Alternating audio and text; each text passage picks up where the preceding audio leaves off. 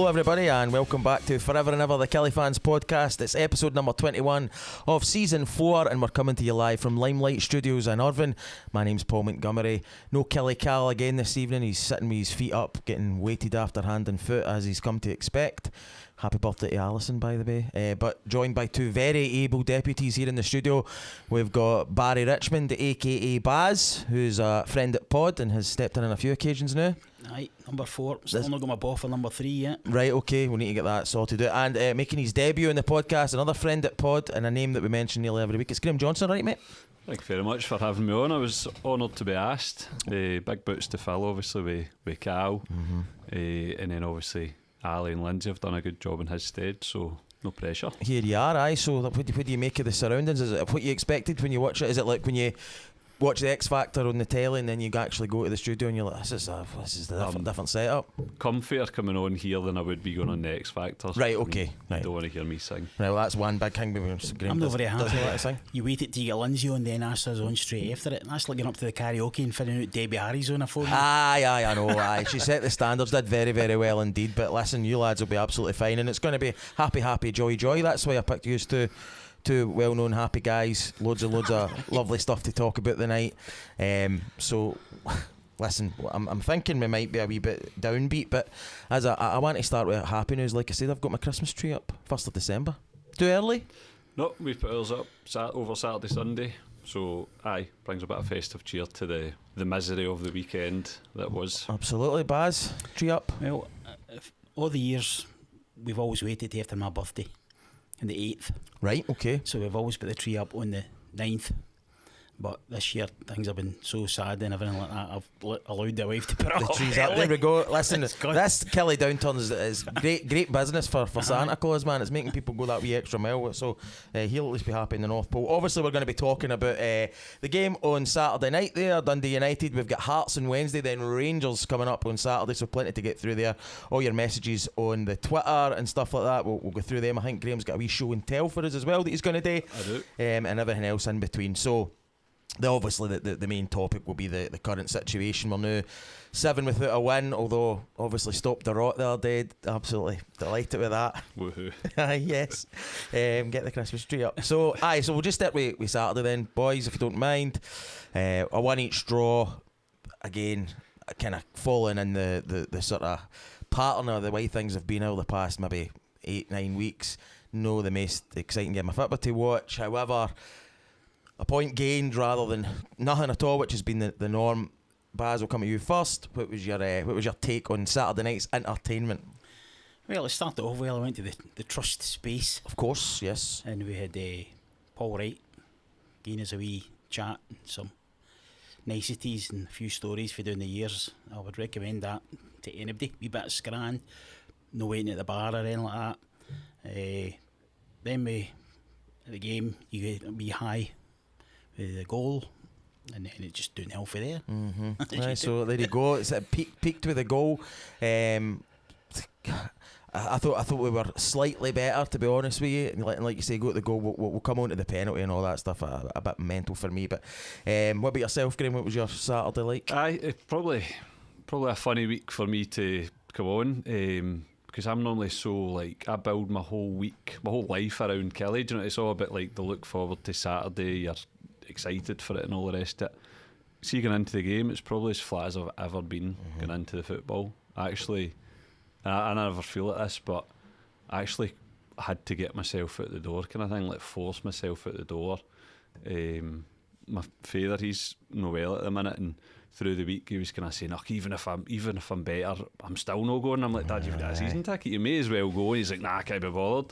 So I was kind of trying to cajole him that if he felt better he should go, but I deep down probably felt the same myself, quite flat about even going, and then just sitting watching it going, I was kind of thinking about it from like a neutral's point of view. Like, as a game of football, it was pretty grim. I mean, neither team really tested the goalkeeper all that much. No, it wasn't the best game of football to watch. But I think what you're saying there is a common thread. Loads and loads of folk are turning off a wee bit, which I think is the worst thing possible. Yep. In terms of watching a football club like ours, when people just lose interest, and that's my kind of main concern beyond anything. We'll hopefully touch on that, and I think you're beginning to see that in the crowd. I know it's Christmas, I know it's a Saturday, different kind of kick-off, but it's a pretty low turnout in terms of Kelly supporters. You know what I mean? When you're comparing it to the likes of Dundee and Motherwell, who are kind of I was eachy peachy with us. So, what was your feelings in the stadium, Baz? Were you excited? Were you thrilled to bits to be at Rugby Park? Or you just couldn't contain yourself with excitement? I mean, it's always part of your week, and it's been going that long that even more rubbish, you're still going to go. You're not necessarily going to be excited or anything like that, but I mean, for years and years, it's always been more about the day out than the football. And the football obviously just kind of pisses you off at the end of it. Well, in general terms, not all the time, obviously. Makes the highs higher when you get so many lows. But I mean, I see people, loads of empty spaces round about us where we are in the East Stand, and it just seems to be a kind of apathy, I think, is the watchword now. And I don't know if that's more dangerous than anger or no, because that way it just slips away for you, and all of a sudden you're in real trouble and it's too late to do anything about it. I'm not saying that getting angry is the way to go, but you like to see a wee bit of fire in there for some, for anything to be happening. I'd always maintained that had we been in the ground in the COVID season, that we wouldn't have been relegated. Callie says that. I've always said Dyer wouldn't get as long as he got, and that Dick and Broadfoot, who I thought were the kind of standout, like, they were just terrible every week. I thought they would have basically, the crowd reaction would have been so bad against them that they wouldn't have kept their places as long as they did. But actually, the way it is now, I'm kind of starting to doubt that theory, because as you say, it's more apathy than anger at the minute. I think so. I think the things, the kind of sort of bookmarks for me that I'm really finding, I'm not entirely sure what's happening here, is I'm not even getting massively excited when we're scoring the goal. Aye. Normally when Kilmarnock score, you have that wee 10-15 seconds, you're up and about and you're dropping your pie and you're cuddling the guy next to you or whatever. I'm just alright. I've never ever had that before, and I was the very same at the weekend there. Again, it's slightly different. It's a penalty, you don't get the build up, but I don't know. I think apathy is the word. In terms of the stuff on the pitch, was there anybody that stood out for you on Saturday? Anybody thought it had a good game? I know a few folk have been kind of criticising the defence hour and hour again. I thought they looked slightly more steady for me. Obviously Watkins coming back and stuff like that. Anybody that jumped out at you, Baz? No, particularly. No. I'd like to say there was, but I mean, other than the usual, if you know what I mean, Watson always looks to be putting a bit of effort in, to the extent that you think, well, he's going to get a yellow card straight away, which duly happened, obviously, and then he stops to get overexcited. But at least he's shown a bit of effort and a bit of chutzpah about him. But I mean, I wasn't really agreeing with the setup in the first place. So you get straight in, I'm thinking, same again up front, and I changed the formation a bit, but it was more of the kind of square pegs and round holes type thing again. I'm thinking, I don't see how this is going to do anything different here. And then we go a goal up, I'm thinking, I know, maybe I'm wrong here, you know. But even that didn't really change it for me. I still never thought we looked on top of them at any point. To be fair, they never looked on top either. No, they were not great either. And I don't think until we could have coasted that through to the end there, them scoring made all the difference, and then suddenly they're on top to the last 5 minutes or something like that, and then you go feeling down again because it feels like a defeat even though it's no. I would agree with that. What about yourself, Graeme? Anybody that impressed you? Or I mean, the person I would say impressed me most was that boy Kamara, number 8 for Dundee United. Player, he was easily the best player in the park, and I actually think the more the game, I'm not saying we should have done this for the start because you don't know how the game's going to go, but the more the game went on, I started wondering if it was almost worth putting someone on him. The way you would like a Watson on McGregor type thing, like when we play Celtic, like he was running the show, and when it's getting to like an hour or more of him doing that, you're like, do we not make a change and put someone on him? In terms of Kelly, no really. The only ones I had even written down as kind of pass marks were Brad Lyons. I thought Marley Watkins was decent. Tiffany was kind of trying to make things Tiffany happen. was the one for me that I thought at least a bit of life there. Aye, and as Baz says, obviously Stertway, Watson. anyway. The Stertway. I wouldn't say the full really game. You're right. The game, Aye. and boys just were going by him at the end of it, you know. And then Watson, I mean, you're getting pass marks for at least trying, but that should be the kind of bare minimum. I think if you had a team like kind of Brad Lyons and Watson, you would be doing all right. But it doesn't seem as if the other 9-10 in the park seem to care as much. No, as they do. and I thought that the goal that they scored in particular were just so ragged looking, so symptomatic. When you've got 5 defenders in the park, I'm just confused as to how that can happen. Obviously, they got a penalty that all the way Yemi saves, which will be good for his confidence, you would hope. I assume he's going to be playing now. Would you think is that our goalkeeper until Max is back? It would seem that way. He seems to be digging his heels in with that one. For me, it was 2 weeks too late. He shouldn't have brought him in the first place. He should just dug his heels in with Beach.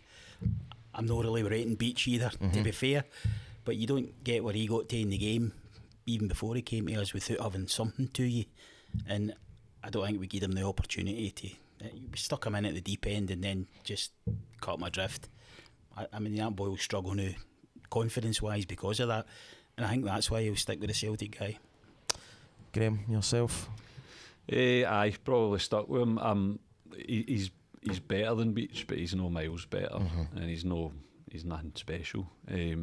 I'd almost like to just see Armour giving a go. At least, I mean, I don't really know enough about whether he's good or not, but at least he's ours kind of thing. Kind of had an issue for a while we bring in guys like that. Was it Bainbridge, the left back? Ollie Bainbridge, guys like that. So like young players for other clubs, and then we're developing them rather than just playing our own young. If we've got a young goalkeeper, they're not that much better. It's not like they're coming in and really improving you the way some loanees can. I totally get that, man. I totally get it. So obviously the elephant in the room is the manager situation. We spoke on here whenever it was 10 days ago, and it was the 4-point minimum theory, which is a good name for an album, by the way. And we ended up with 1 point, and we've now got 2 extremely tough games coming up. Hearts away on Wednesday. I would much rather Hearts had been winning and going up there to play them, because I feel like now they're due to beat somebody, and then Rangers are obviously hit and miss themselves, but it's not an easy fixture, it never is.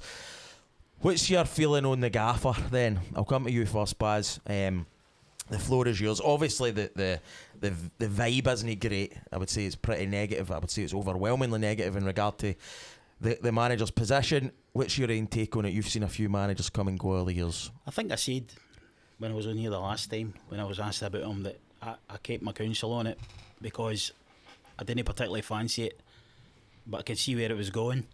And then when it happened, I was the same as everybody else. Look, give the guy a chance, see what he can do and all that. And he started off no too bad. You know, it's nothing great or anything like that. And I can see how we're struggling now, especially with the goalie going out and stuff like that. Key positions, MD's going to struggle. But it's how he copes with it. I mean, any Kelly manager is going to have to cope with stuff like that. We don't have a huge squad of exceptionally talented players. We don't have 11 first team players and then 11 to come in if anybody goes out. We just don't have that. We never are going to have that. So he must have known what he was coming into, and I don't think he's prepared right for it, especially with the goalkeeper situation. I mean, that's a stick out. But he also seems to have said a lot of things in the press, etc. And I don't know whether this is what he said to the board or no when he got the job, and then went back on them as well. You know, where are all these young players that he was bringing through? We've seen a few of them making an appearance and then getting dropped like a stone as soon as he brought his own player in, and I don't really get that at all. Quite frankly, I think some of them could do a job. The boy Brown, no, that Brown, the other Brown, we're on. Ethan Shelty Brown, aye. That's an unfortunate name, but I think he looks pretty decent. I would agree. I know he made mistakes on Saturday again, but with me it's like the Beach scenario whereby it's our own player. You might as well stick with it and give him a chance rather than just drop in whoever he's brought recently, kind of thing. Brannan, I mean, we're all talking about Brannan as well. Looked exceptional out in the left, although it wasn't his natural position. And then we get told it was. He was a right back, and then he was a centre mid, and then a left midfielder. Aye, no idea what he is. The boy can play. Aye, that's the main thing. Good attitude about him and stuff like that. And when he started bugging about with what he was doing with him, his game fell away a wee bit, and then he drops him because his games fell away a wee bit. But it's his fault for moving about in the first place. Now, I understand that he brought in the left back Thompson with the P, and he looked really good. Well, No, the first game, obviously. But Aye. I know he has looked good, I think. He's looked really good after that. My nephew's never forgiven him for that one mistake. As you know, get back in. Plenty of good Get performances since. Get about. I think he's decent. It's unfortunate, but I think if he stopped with this wing back thing, which doesn't seem to be working for us, and played the boys at full back, just seems like such probably put Brannan back out there. A quick and obvious fix to at least try it. Go to 4 at the back, go 4-3-3 or 4-4-2 or something like that. I'm just like, why is he no trying that? Because both the wing backs look like they look like full backs. They look like they play at full backs. I would agree with that totally. So what about you, Graeme? Are you new thinking that a change of manager's required, or are you willing to go again for another week or so? What's your vibe? I probably we know 90% of the support were not wanting him in the first place. I think my reaction to him being appointed could best be summed up with the word gads. Just thought, is that really where we're at? But like Baz touched on, like probably every Kelly fan, like once he's in the door, you're like, I'll back him and give him a chance. And basically I back him until I see reason not to. So through July, even kind of August, quite liked some of what I saw, that he was trying in spells to play a bit of football, and there did seem in the early days to be a sign that he was going to play the young players. But I think you're right, Baz. I mean, I think that for me was like one of the big positives of him being appointed, was like, okay, they seem to have gone with him despite there seeming to be better candidates rumoured. They've gone with him because he has this track record of developing young players, and hopefully that's what he's going to do. But I'm sure if you looked at like minutes for young players or whatever, like I don't think he has. I really don't think he has. He's still got Watson in the team, who, okay, he was out a wee bit last season, but I mean Watson was an established member of the 11 anyway. Brannan's hardly been in the team. Shelty Brown was dropped like a stone. I'm not convinced he's really given youth a chance at all. And I think like Brannan, he played at Falkirk and he was really, really quite poor at Falkirk and then get dropped again. And it's like, surely if he's this guy that's going to give youth a chance and bed them in it, surely that's when you back a young player, not just kind of bomb him straight out of the team. So I did try. I did try to give him a chance despite quite strong feelings when he was appointed, but I really, really just want rid of him. Actually, again on Saturday, I had a feeling that I pretty much don't ever remember having watching Kelly, which was towards the end of the game. This is controversial, but towards the end of the game I was almost willing a Dundee United goal to go in, because I know it sounds, you should never root for your own team to get beat, but in the well, I was going to say long term, even short to medium term, if we get rid of him because he lost 7 in a row, I think our season will go better. I think it will be better for us. So I was almost like, a draw, it's that thing that Alex Dyer had it a few times, when you would maybe at least lose 3 or 4 games and then he would just pick up a result when he needed it, at bottom another month or whatever. That's my fear with the result at the weekend, is like that he got a draw, he stopped the run of losses. So does that get him more time? The problem with that is, though, we get beat on Saturday and they don't sack him. They wouldn't have sacked him. I feel like we're kicking the can down the road now. That's the God's honest truth. I just feel like the momentum's shifted too far the other way, and it's going to be very, very, very difficult, short of him going on a run where we win 4 or 5 games, which I don't think we're capable of because of the players that we've got, and I don't think that's a big issue generally. But I just think I just feel like that it's we're hanging on here, and I'm not entirely sure why. 2 very, very tough games coming up. I mean, you're going to Tynecastle, which is tough anyway. Obviously, friend at pod, Del McInnes. No, for us.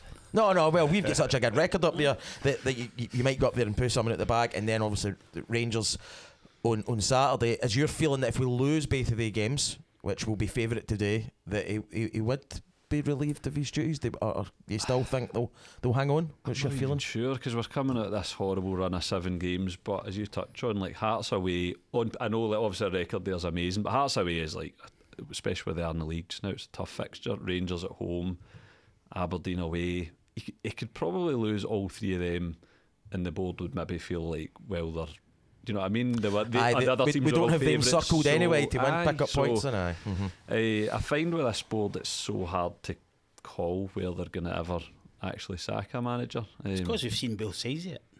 I mean, they sacked Alessio too early, but should they have hired him in the first place? Aye, well, that's what it's going to come down to. They waited with Dyer too late. Yep. So they've learned both their lessons. So you've no idea what they're going to call on this one. Aye. And due to what's happened in the past, that there might be we don't know what's in that contract. You know what I mean? They seem pretty keen to sign Kettlewell, so there must be something in our favour in that contract. Depends on our position. We get to Christmas, they maybe get the option to. Well, I seen I think it was Ali Niven actually posted that. I think it was at Dyer or Alessio was sacked on the 16th, and then Tommy Wright was on the 18th of December, almost like a 6-month break. It seems a wee bit coincidental that's happened. Do you think that such a thing might exist? I've always had a theory with Tommy Wright because it was exactly halfway into the season. I'm sure it was like game 18 or whatever, it would have been halfway, and it was the game in the fog that got called off. That's right. But basically, by the end of the day, we were still in 5th, so we weren't in the top 4 by which you would be in the running for promotion. So I've always been convinced there must have been some clause that was like, if at the halfway stage you're not in the top 4 spots, you're going. Because it was such a weird circumstance to sack someone. And then you never heard from Tommy Wright either, didn't you? No. He still never spoke about it 3-4 years later or whatever. So I wonder if there is something like that, and maybe that's what we're seeing. There's maybe going to be a hang on until a fortnight's time, and if we're in the at the bottom 2 positions, there is a break in that contract, and they shake hands and go. What about from the top 4 in a few weeks' time? Well, if we're in the top 4 in a few weeks' time, Christmas miracle. Christmas miracle, aye, to put it lightly. What about the incident with the phantom goal with the VAR Baz on Saturday, the one that the goalie kind of flaps it and it's a bit over the line? I'm doing it at that end and I missed it, so I can't really comment on it. I'm like to my mate Dave, what happened there? No idea either. I wasn't watching. I would both kind of fade it away. Aye, mind wandering. So I don't know, and I don't bother watching the highlights. No, I don't blame you there. It was a goal. I've got strong feelings on it, only in as much as Matthew McDermott was involved, and I just think this wee guy just should not be involved in Kelly games at this point. Nah. And I know it's like once you have a view, you kind of ignore the things that go against that view. Like obviously, like he's given us a soft penalty and stuff like that. I'm sure there's been moments in games where he has done something in our favour. But if you look over the last dozen games that he's refereed of ours, like he's sent folk off, and almost none of the sending offs have been correct. Like it's mad. So having watched it back, I mean, I think it's a foul on Watkins, if anything. So he's basically gone up for a header with the keeper. He's touched it first with his head, and then his elbow kind of does go into the keeper, but he's got the ball, and then the keeper's kind of basically bundled into him, if you like. And then I don't normally watch the highlights, especially after like a loss or a draw. Sorry, a kind of bad result at the weekend, but because I knew it was coming on, I kind of did watch it back out of interest, and if you kind of freeze frame it, the ball's definitely over the line.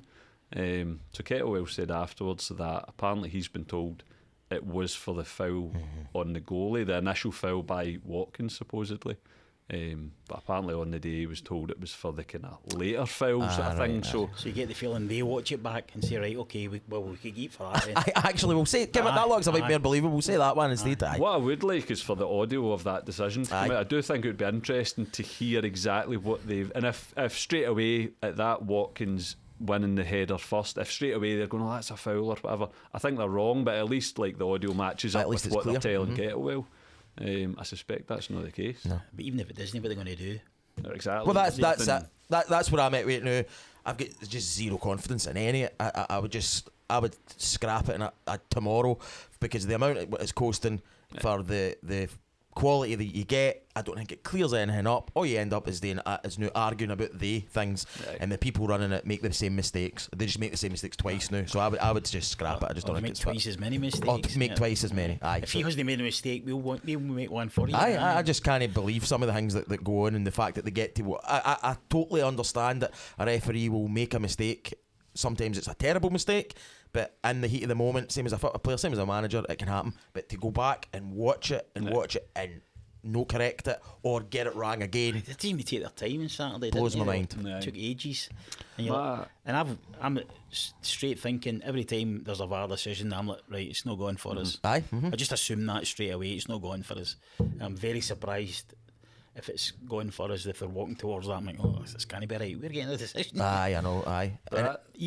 Even that, you don't trust them. No, you don't. That feeling you're talking about kind of kills your buzz. That feeling of, we'll not get it, it'll be chopped off. Like the other week, was it Tiffany that scored last week? And I never even celebrated. I was like, Island's offside. And if he's no instantly chopped off, they'll call it back. So you're kind of no even celebrating.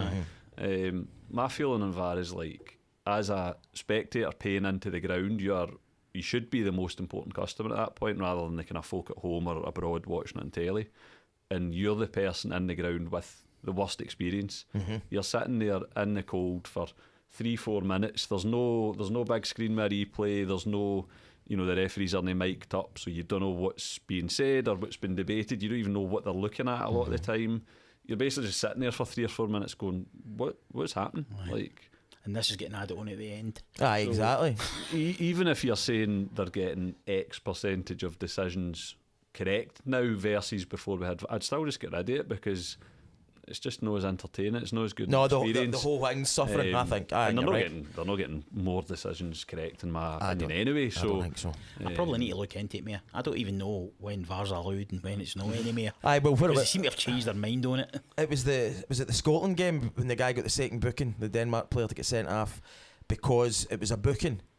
And it was a second booking that got him sent off. The VAR couldn't intervene. That's right. If it'd been a straight red, VAR could have put it back. So it's all these wee bits, and then if it was on the edge of what was the one that Denmark got the penalty, it would either have been a penalty or nothing. He couldn't have gave a free kick. Yeah. It's like these wee things. You're just like, make it simple, man. Make it easy.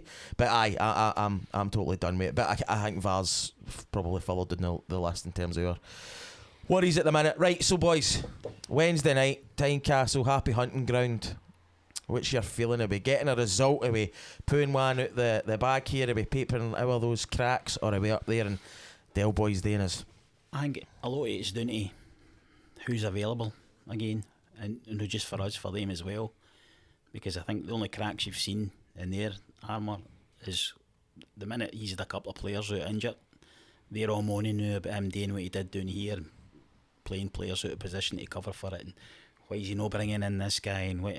You're thinking this could be an extraordinarily bad run for him as well. Aye. If Shankland that comes back and so Halkett is out as well, I could see him struggling. If he's not got his first 11 in yet. After the transfer window, I think he might do better, obviously, because he can just go and buy MD once again. Where we will struggle because we've no money and we're not producing a goalkeeper for anywhere. We're not getting a new centre half. It's just. Unless we're getting them for free, I don't think it's happening. Well, when was the last time we really put money out for anybody, really? Especially the quality that we need. But we're on our best day, and if they're struggling, I would give us a chance of a draw. That's as good as it gets. As good as it gets. And I've seen a lot of good results up there. Of course, aye, me too. And I like it. I actually like it up there. Oh, it's brilliant. It's a good ground. Great away day, great stadium to visit, I think.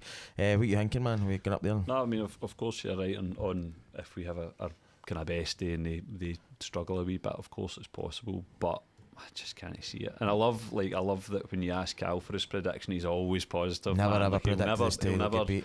Yeah, but I just can't see it. It's just, as you said earlier, it's like Dale's on this kind of slippy streak. He's in a sticky patch. So that would tell you that they're going to slip up against us, but it would just be the most killy thing ever, wouldn't it, to just go up there and give them the result? Aye, I've got a bad feeling about it. I hate being negative, but no, it's hard not to. I think you're just reading the room as it is, man. I don't think it's negative. It just is what it is. I've just got a bad feeling about Wednesday night that it's one of the ones and you're doing 2-0 after 10 minutes. It's just like I've just got a feeling about that. But that said, this is why we keep going back. Like we're actually three kind of quite down in the dumps men sitting here, but we'll all be back. We were there on Saturday, we'll all be back on Saturday night against Rangers. You just keep going back, and I suppose it's nobody actually when the game kicks off thinks we're going to get beat here. End up going, actually I don't know, so we're going to need a wee bit of that on Wednesday. Saturday 8 PM Saturday night kick off. What's the feeling on that? I hate it. It's absolute shit, isn't it? I mean, at 3 o'clock last week was bad enough. You're by 8 o'clock or something like that. Some of your night left. Miss Strictly and everything. Murder. That's you having to get home and say, oh, by the way, next Saturday's even worse. I'm not be home to 10 or leaving or something like that. Unless we're doing 3-0 after 10 minutes. That's no going to the pub. Oh, well, that's not happening, man. So when it'll be Wednesday for me. Exactly. You're a fan of that kick-off time, Graeme? I wouldn't say I was a fan of it. I'm up for it in as much as it's something different. I think in all the years I've gone to football, I don't think I've ever been to a Saturday 8 o'clock kick-off. Nah. It's bizarre. So I'll go and see what it's like. I mean, I like a game under the Fliddies.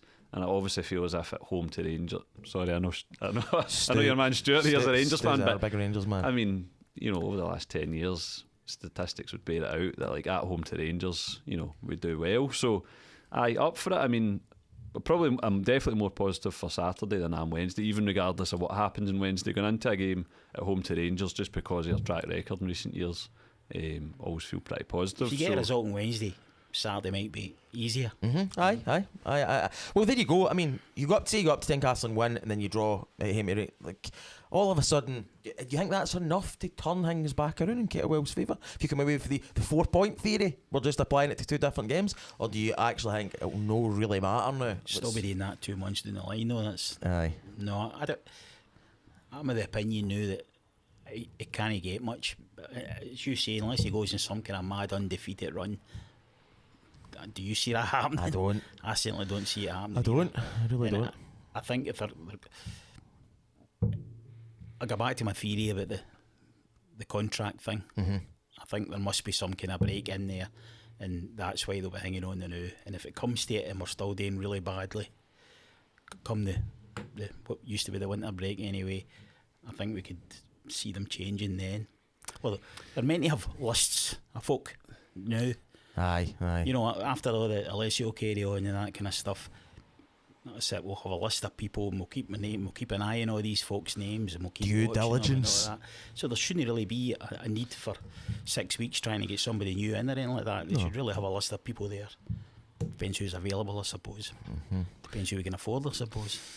That's something else. What's your feeling then? Do you want me to bring the mood down even further? Is that possible? In my wee notes He's here. got notes here. That's 2 weeks in a row, Cal. Somebody's prepared notes. In my wee Research, notes mate. Here, I mean, I'll not read it out, but theirs is last 27 games, I think it was. That's the Ket's last 27? As a Scottish Premiership manager. In the Premier League. So if my counting's correct, I think it's 14 losses, 8 draws and 5 wins. So that's obviously across. That's with us, and then that's with Motherwell. Aye, it's no a great record. Probably Wednesday, Saturday's not putting together 2 positive results looking at that. Aye, it's quite unlikely. So 5 wins out of 27, you make it. So sorry to come on your pod and bring the doom and calculation gloom. there on your part. Hey, listen, man, not just a pretty face here. I know, listen, it is what it is. That's the only thing we've ever tried to do for the podcast, for where the world goes, is just try and reflect the mood. We're not here to be negative, we're not here to be pessimists. That's no it, but it is what it is. And what I'll finish on before we move on to happier things, we'll have a look at your show and tell. The thing that worries me most isn't the results, it's no the manager, it's no playing the guys out of position, it's apathy. I think that is the worst thing that you can have when people stop going to the games. My boy was up in the 1869 for a couple of seasons, started kind of coming back, sitting with me last year, and Saturday night I'm like, what did you drink of the fat boy? He's like, oh, I didn't even watch, we'll just go. And that he went for 6 months ago, never missing a game. No. To now going, aye. Just no arsed. I've seen Samo saying the same. His 2 wee boys, Samo's obviously a diehard. His 2 wee boys are well into it. Didn't want to go. And it's like, that's no a good sign, and it's no going to get better over the next 6 weeks. No. With Christmas nights out and all the other things that happen about Christmas. That's my big concern, is that folk have got season tickets, they've already paid for it, still not going to the games. That to me is the biggest worry more than anything else. I think the sad thing about that is like that period from December to April where we qualified for Europe, so it's like a year and a half ago, if that's right. I mean, so within the last kind of couple of seasons, basically, you think back to that spell at Rugby Park, like we were getting good, decent crowds. The 1869 boys and the kind of standing bitting them off were bringing a good atmosphere. There was a bit of buzz about the place. There was more singing than we've seen at Rugby Park in recent years. So that's only like a year or 2 years ago that there was a feeling we were building something at that point. And then like a couple of years later we're here where like the crowds are dwindling, folk basically aren't bothered. As you're saying, your son that's been a diehard over the years is like didn't even really know what, just kind of checked out basically. So it's kind of sad how we've flipped quite quickly to that state. It's not a good state of affairs. I don't think it's helped by social media. Again, I know we've blamed that before, and I know we were there at the start of social media. It's your fault. Your fault, aye. But I think, I mean, the watchword for me there is hyperbole. See, when you read some of this, and I've been going since the 80s now kind of thing, And I'm reading all these people saying about this is the worst tactics I've ever seen, and this is the worst players I've ever seen. I'm thinking, what a lot of shit. That's just not true.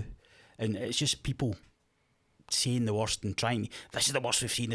No, it's not the worst you've seen. It's nowhere near the worst you've seen. And it could get a hell of a lot better. It could also get a hell of a lot worse. I hate, everybody is getting an opinion now, and it's always out there, and I hate reading how bad we are, and it just, because it puts off folk going. Folk are just agreeing with it. Do you know what it's like? You're sitting with the guy in the pub and he just agrees with everything. Aye, well, it's the extremes. That's what drives social media. But I think I seen somebody post it on the forums. There's obviously a lot of discourse about that now, and they were talking about it's time for protests and all that. And I'm like, hold on a minute here. We're playing really, really poorly. We're in a bad run. The manager's not connecting with the support. But I don't think we're at the protest stage either, are we? I mean, it's no like we're not having an existential crisis. It's just a shit run. And it's no good, by the way. It's crap, and I would change it definitely. But I think you're right. I think there is going to be a wee bit of cold water poured in that, because it's just maybe folk getting a wee bit kind of carried away. Fine line when it comes to things like protests, because it's like, how do the board view that? It's like, be careful what you wish for kind of thing. Like we do always have an excellent board, albeit they have their failings. One of them that we touched on earlier is, I'm not convinced they know when to act. They've got it wrong both ways on a couple of occasions. But you're not wanting to see like protests that basically sort of spell it to the board that, you know, we're not happy with your time running the club. You know, it's the anger within the support is with the manager. We want rid of the manager. I think overall, when you look at like the training pitch that's been built and the grass that's been put in and everything else, I mean, the board are doing an excellent job. So I think chat of protest is a bit extreme, but it's how do you voice that we want rid of the manager.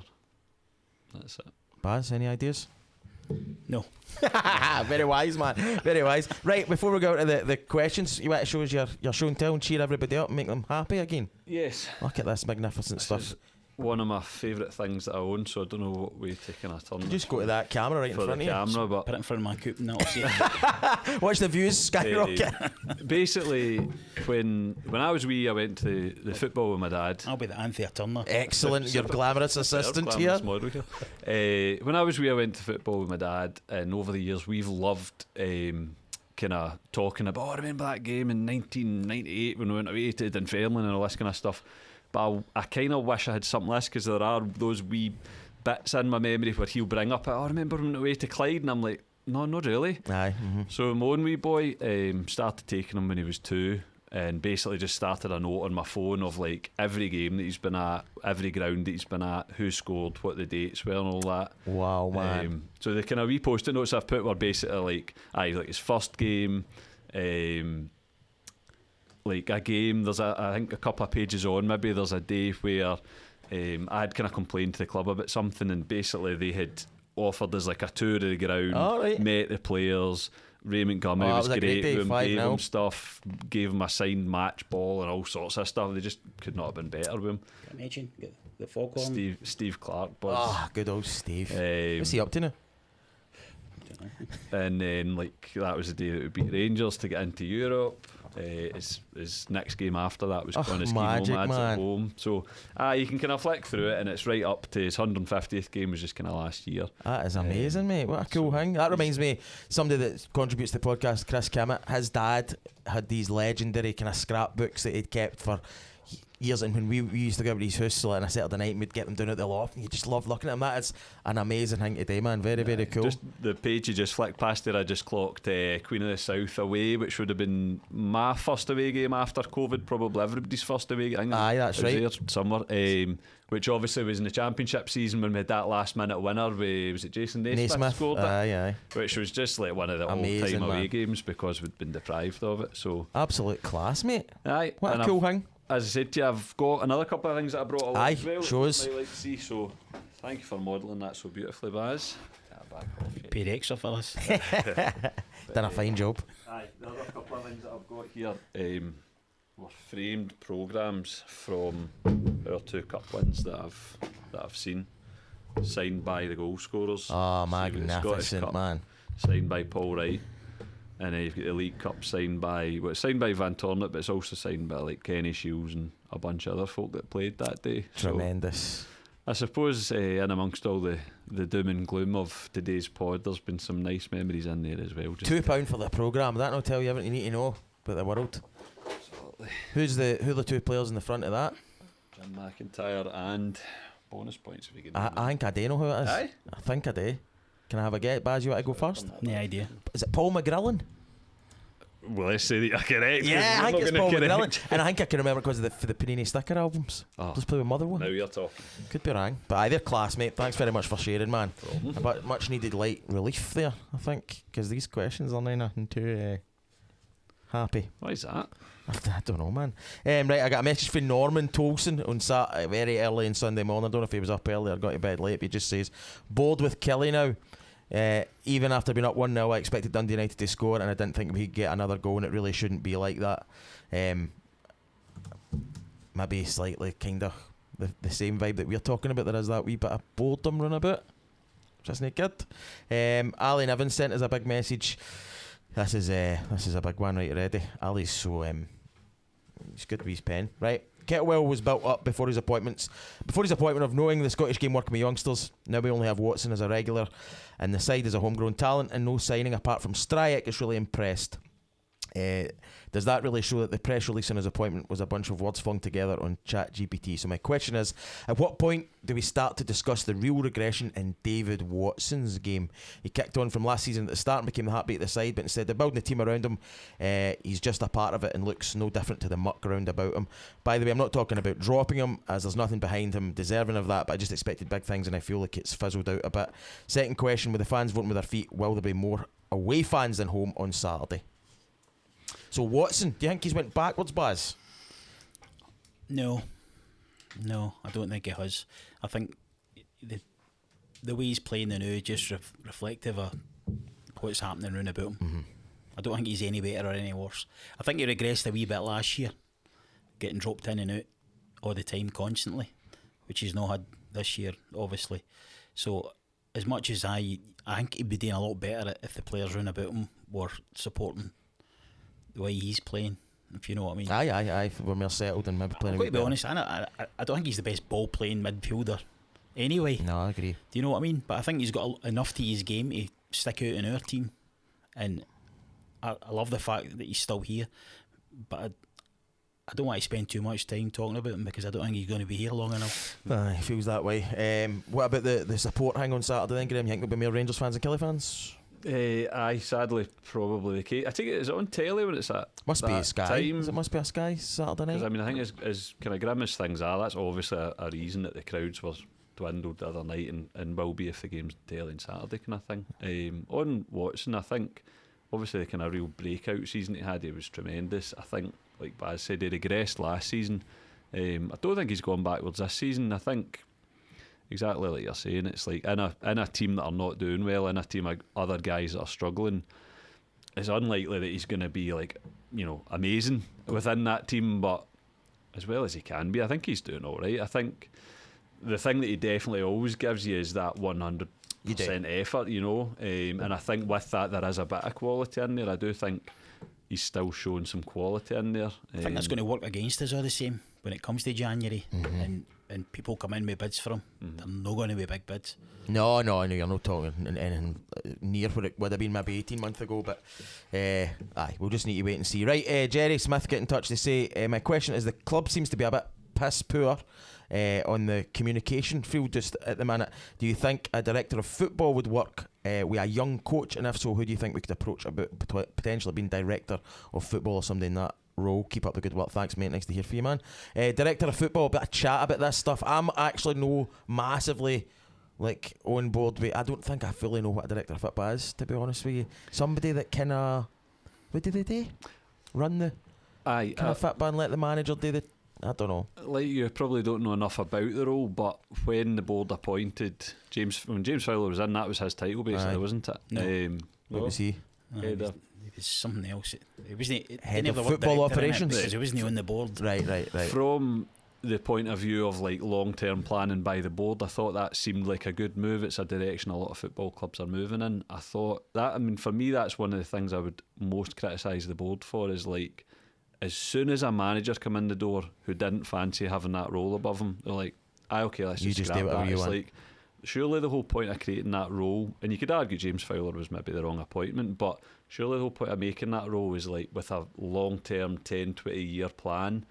So is it not really, really short-termist to let a manager come in and go, I just scrap it. I don't want to work under a director of football or whatever he is, kind of thing. I appreciate what they were doing at the time when they brought in James Fowler, but I think it was the wrong time for him and for us. Aye, bad fit. I don't think at he the had time. any experience in the role, and we didn't know what he was meant to be doing either. So we're caught between a rock and a hard place there. That's why it ended so badly. You heard so many stories about things that he wanted to do and they didn't want to do, and the manager did and he didn't, and you're like, it's just one of the reasons why that's no. So you don't think we'll be going back to that model anytime soon? Well, That the feeling? the only two periods of relative success we've had were with McInnes, who did it all himself, and our man Clark, who did it all himself as well. They'll look at that and their experience is that it works better without it.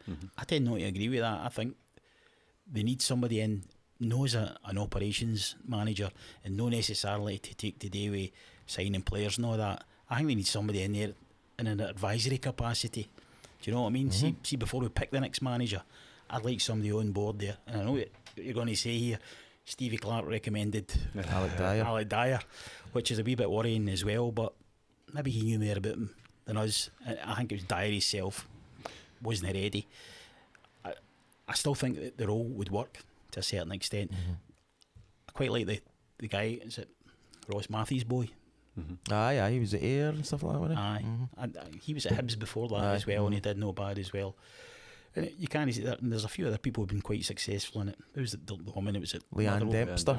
She She did seem to do really well. A lot of people didn't like her, but a lot of people didn't like the fact that she was a success. I think that's what it was. Aye, possibly, man. Created a bit of jealousy, I think. The argument, or one of the arguments for it, is like for that long-term planning of each manager's going to bring in maybe a different style, different players or whatever. Surely if you've got someone who's there over that longer period, is there a bit less of that? See the whole chat of like Tommy Wright brought in all his guys and then McInnes was on record Still after trying to the get rid of season them where we 2 just years stayed later. up. It was like, it was a lot of different. Surely if you've got someone that's that bit of continuity, you're maybe signing an identifiable style or a certain type of player or whatever, and there's maybe between managers coming and going, there's maybe something at the club. Aye, maybe less of a kind of. I'm putting a shout out for Mixu. Mixu would be the man. I absolutely love Mixu, man. Right, Maury got in touch. Player for player, is this squad worse than the one that went down? I feel like it's turning into Gary Locke levels of bad. Even if Kettlewell's remit was to finish 10th and he gets it, I can't see he's progressing beyond that with him. Board needs to hold their hands up and admit they've cocked it up and act quickly. Also, pound shot McInnes was in relation to his waffling pish pre and post match. A guy trying to sound smarter than he is. So there's a couple of questions on the post match stuff that we'll get to. Question, simple. Worse than the squad that went down? Yes or no? I'd say first choice 11, aren't they? Right. I think they're better than the squad that went down. But in terms of the full squad, probably we are. Crikey. Aye, I would go with that. I think the biggest contributing factor to us going down was obviously the goalies, and I think we are in a similar situation, but I don't think the goalies are as bad as Doyle and Rogers were. I don't think hopefully Absolutely never, no possible. never plumb those depths again. Listen, we're fanning positives here, boys. Aye. That is true. So I no convinced that it's worse than that. Right, okay, well, we'll find out, won't we? Right, Kelly fan got in touch to say there are a lot of concerns starting to come home to roost. League record performances, dwindling crowds, easy for me to say, upcoming fixture. We look like we could be championship bound next year and have attached a list of players who are out of contract. We look like nothing is going well on or off the pitch, and there could be serious consequences if we go down. The list is basically all the players. There's no very many that are tied into longer term deals. Loads and loads of them out of contract. So obviously going to be a big turnover again this summer, regardless of where we're at. So I would agree. I think there is a bit of worry there.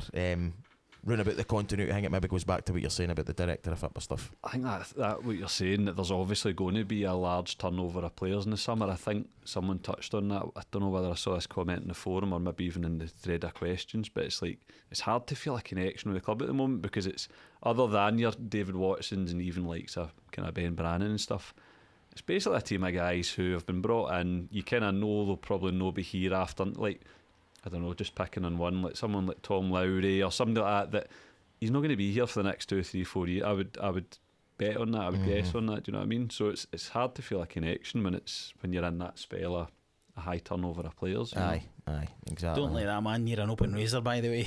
Oh, I know. Cheer up, everybody. Listen, it's only Christmas, man. Get a Christmas tunes on, honestly. Right, the Kelly View podcast got in touch to say, half day at work, putting the Christmas decks up and watching the Kelly. My day got worse as it went on. It shouldn't be that way. As for the crowds, the board can no longer ignore it for much longer. Everything's gone stale. The fans need a boost before Christmas. And the players need their support, but under Kettlewell it's getting harder to offer that. Captain Conker, the gorgeous squirrel, get in touch. He's still gorgeous in every way, shape and form. If you put an inflatable snowman in goals... Hold on, you just not letting us answer that last one in case they ask us to go outside and settle it out there. We're not wanting any bother. Right, if you put an inflatable snowman in goals, how many penalties or free kicks do you think you could score out of 10? Me? Aye, personally. 9. None? 9. I'd back myself for a few. It brings me back to the comment for the other week. Was it Stevie Murray that said about tying a bib onto the crossbar? I thought that was tremendous. So I think either option would be better than. Was it melt it or no? Is it? It doesn't say. It doesn't say. I'd get 10 out of 10 anyway. Ask, do you get an advent calendar? I do. Yeah. No? You get one? I do. My lovely wife got me one. What would you get? It's a kind of vegan chocolate thing. I get the kids their advent calendars the other night, and just when I was at the self-checkout thing, I thought, shit, better get her one because she's got me one. So I ran off, so I've got some brownie points. She did genuinely seem delighted. Delighted that I got her an advent calendar. So absolutely brilliant, mate. We used to have one and had to fight for it. Aye, it was in the streets. One for the whole street. It was Scram. Set the alarm, it got up early. The advent calendar back in the day never actually had chocolate in it. I remember was like a kind of, it was like a wee Christmas Jesus in a wee in the stable, or like a donkey or something. There was no chocolate. Oh, they don't know they're born these ways, honestly.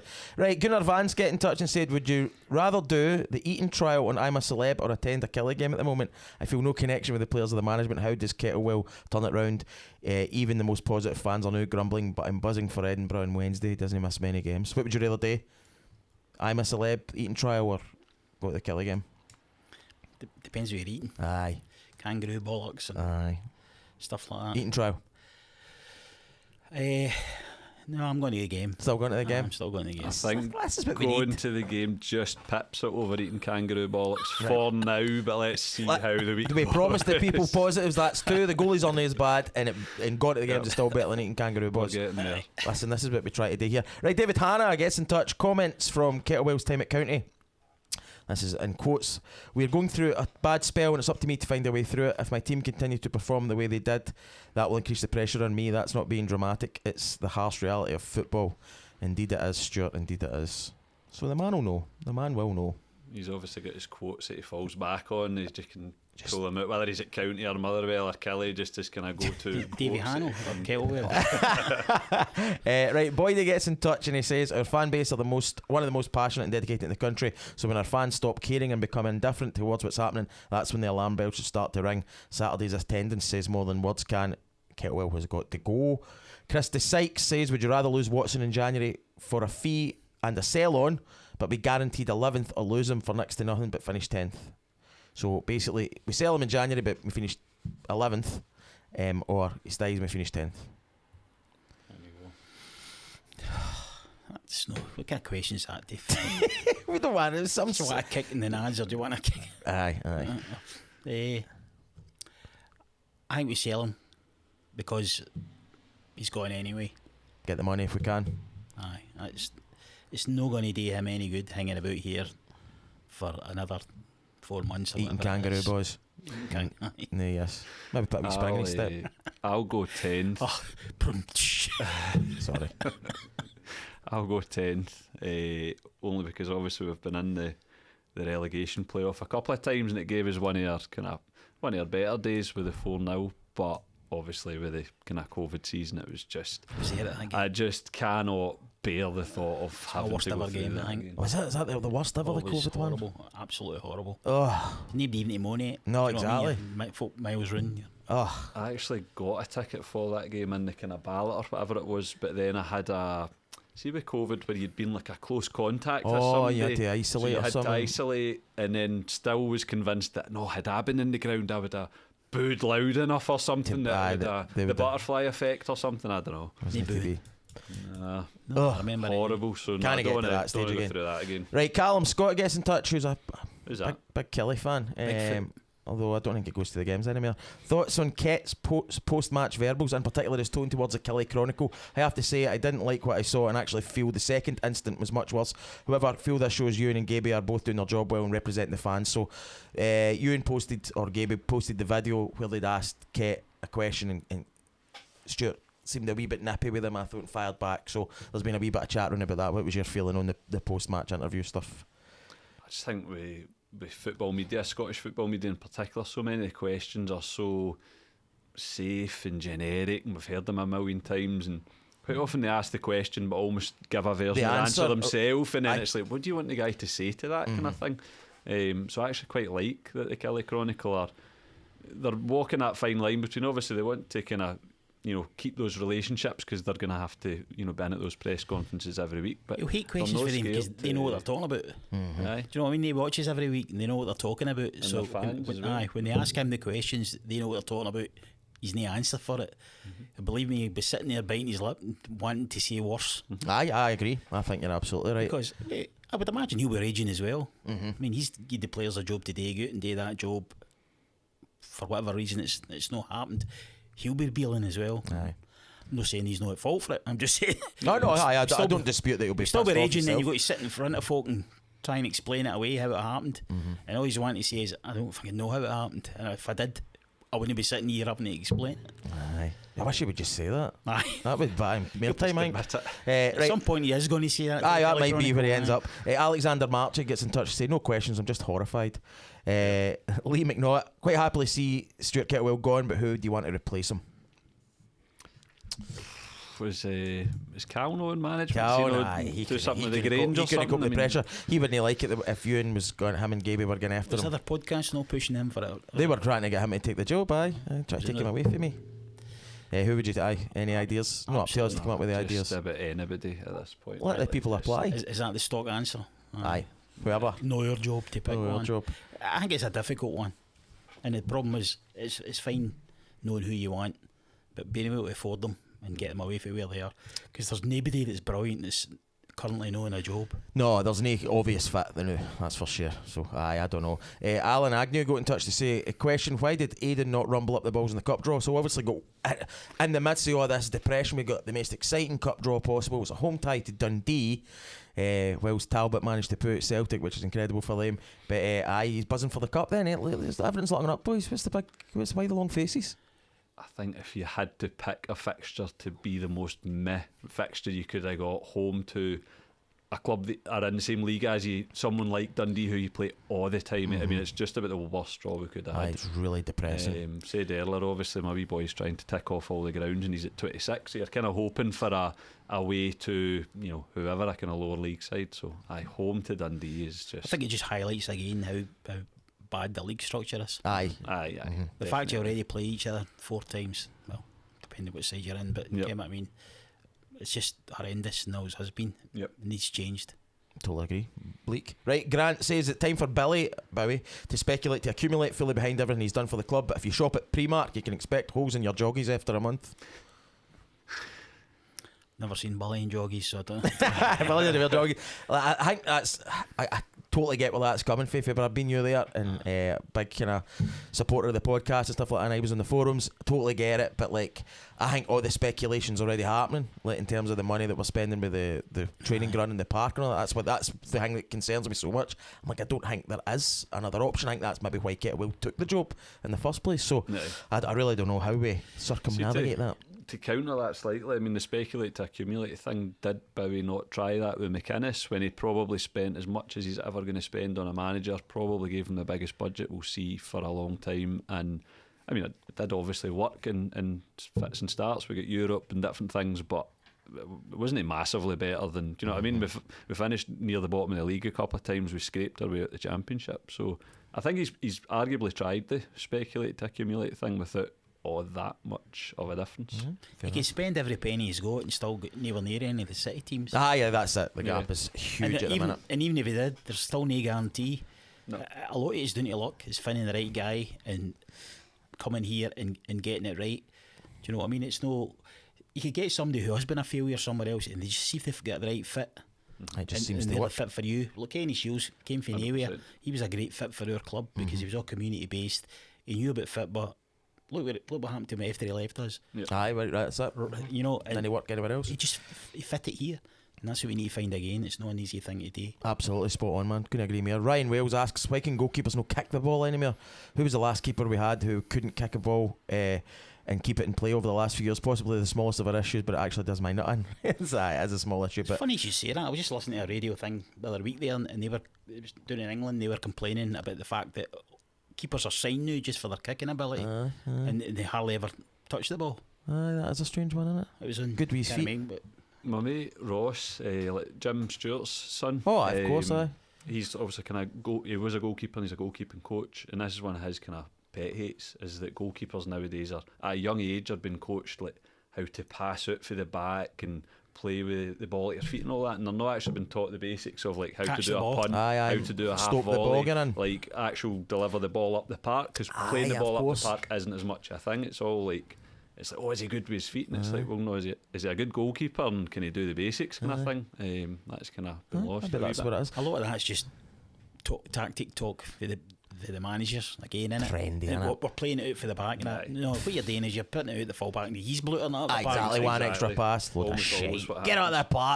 that park. Matt Robertson, have any players improved under Kettlewell? And what else could be more exciting than watch a Stuart Kettlewell managed team this Saturday at 8 PM in wintry December when it's already on the telly? A hard sell even for the season ticket holders. Have any players got better under Kettlewell? No, I think Watson's got back to being a bit better for what he was, but I wouldn't say it's any to do with Kettlewell, to be No. fair. Yeah. Although you don't know. Silence there says quite a lot. Alan Bowie, 1 point from 7, just not good enough. Kettlewell has to go. On a positive note, the training centre's looking great. Will help us attract some good players in the Championship. Darren McIntyre, the pre-Steve Clark disconnect between the fans, players and Boulder's back. I feel we're going to be cut adrift after the next 4 games. Dale Steele with a really important one. What's with the dinosaur-themed Christmas decorations this year? Is there nothing these retail bams won't stick a Santa hat on to try and make us to part with our cash? And what's the daftest Christmas decoration you've seen or own? What was the question?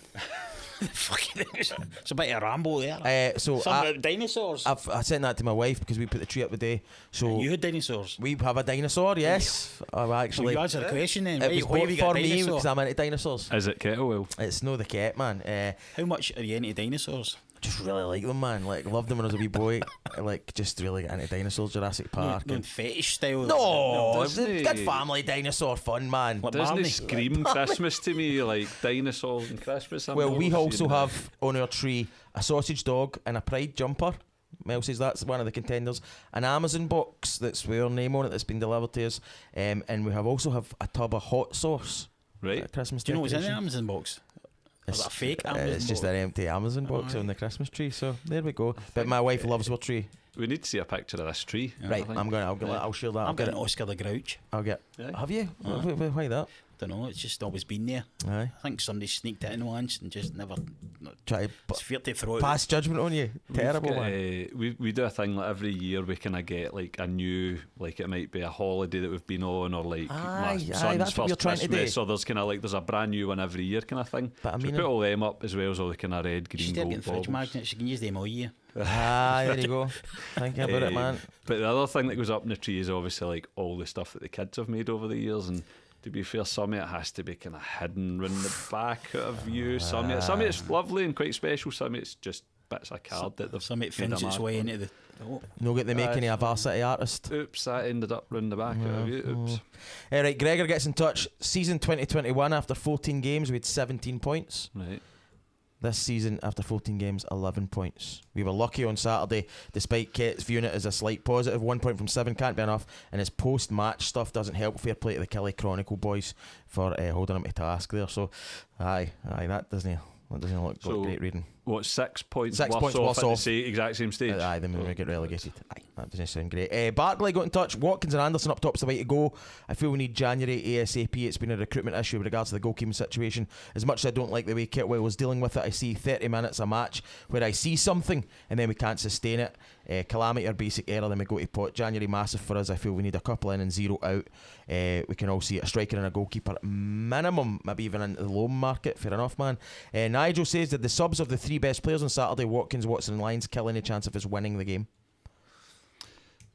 I mean, I thought that at the time. Who were the three? Sorry, Watkins, Watson, Lyons. So Watkins is probably the obvious one, as in he wouldn't maybe be 90-minute match fit kind of thing. But the other two, well, I suppose, does Lyons maybe come into that? I think he seems to have struggled a bit with injuries, but I thought Lyons was a bit of a bright spark. I mean, a couple of the best things that we did, he had a kind of 40-yard run in the first half and he crossed the ball in for was it Anderson that nearly got it. And a couple of minutes after the goal, he kind of had another moment like that where he put a really good ball in. So you're taking to the better players. My only problem with Lyons is it just doesn't seem like a captain to me. I don't think he's vocal. I don't really hear him barking orders or pushing folk about or anything like that. And I think he's picked badly, and I don't understand how he just comes in, right, you're the captain, you're the vice captain, and he's not even seen them playing really or anything like that, and then sticks with it all year. It was the same him with Vassell. He struggled with being the captain. He made the captain, and that was it, and it affected his game badly, I thought. Maybe he's great off of the field as the captain, but also that thing of like, do they become undroppable where the likes of Dees is badly needing dropped. I mean, Dees does do the whole barking orders thing, but I wouldn't say it's in a kind of positive captain like way. Like the other night, I saw him a couple of times digging folk out. There was a moment I played where he made a mistake and then kind of come back, and then when the ball's been cleared or whatever, he's then having a go at folk around him. You're like, you were as culpable as anyone there. Okay, all not well maybe. Greg Halbert, mini gripe that United were guilty of, but does anyone else get annoyed by teams that come out in their wee tracky tops? Oh, it's cold, we need to wear this for an extra 90 seconds. You're a team in Scotland, get over yourself. Or is it just to create a job for somebody that collects them back in? This is more like it. Dinosaur, Christmas hings, tracky taps. To sell the taps, 100%. Greg. Capitalist society we're in, brother. Thomas Sampson, kettlewell out. Fair. Say what you think. Very fair. Callum, this might be too late. I'm trying to avoid negativity. What's your favourite Christmas film or Christmas song? Christmas film for me is Scrooged. Watch it every Christmas Eve. And Christmas song is Stop the Cavalry by Jonah Louie. Okay. Easy.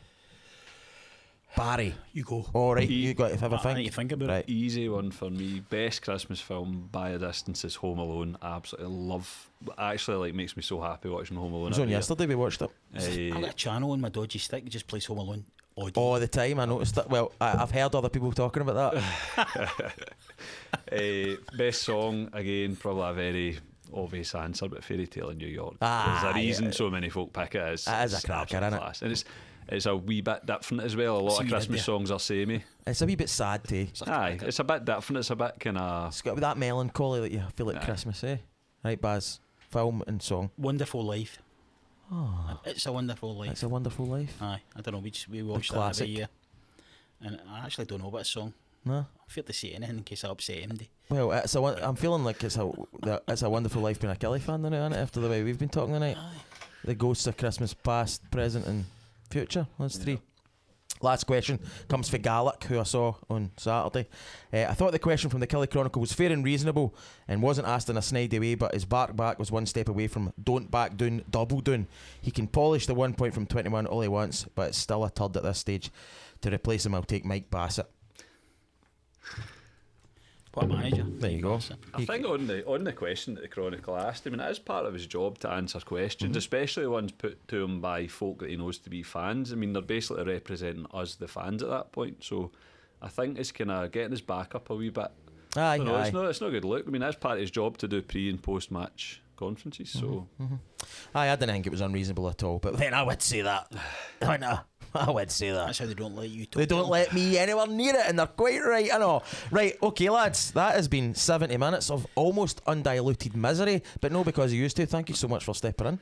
Very welcome. And we'll get you back when we're good again. No worries. And we can be all happy, joy. After like a good 4-0 or something. Aye, don't worry. Once we win the Scottish and you come, we'll bring everybody in, it'll be great. Okay, everybody, obviously Wednesday night up at Tynecastle, it's a happy hunting ground. If you're going up, enjoy it. And on Saturday night, it's a big one against Rangers. I know there's loads of reasons not to go, but the big reason to go is you're following the best team in the world, don't forget it. So get along if you can. Thank you so much for listening and watching and sharing and all that stuff. And thank you to Barry, thank you to Graeme, thank you for watching, and we'll be back next week hopefully to talk about some points on the board. Might even get Kelly Cal back, we never know, might be a Christmas miracle. We'll see, boys. Thank you both very much. Very welcome. Cheers, thank you.